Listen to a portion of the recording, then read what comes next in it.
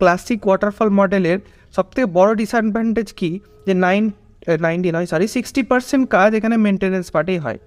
কেন এবার বলি, দেখো প্রথমত আমি এবার চলে এসে অ্যাডভান্টেজের দিকে।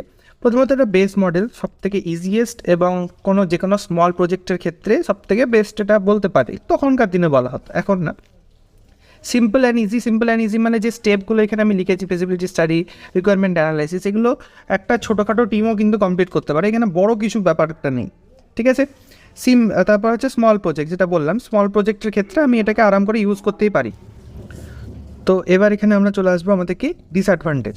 নো ফিডব্যাক কথার মানে হচ্ছে ফিজিবিলিটি স্টাডিজ যে টিমটা কাজ করলো, সেই যখন তার ডকুমেন্ট সাবমিট করলো এখানে রিকোয়ারমেন্ট অ্যানালাইসিসের কাছে, সেই রিকোয়ারমেন্ট অ্যানালাইসিস করার পর যখন ডিজাইন টিমের কাছে এলো, তো ডিজাইন টিম যদি দেখে যে না আরও কিছু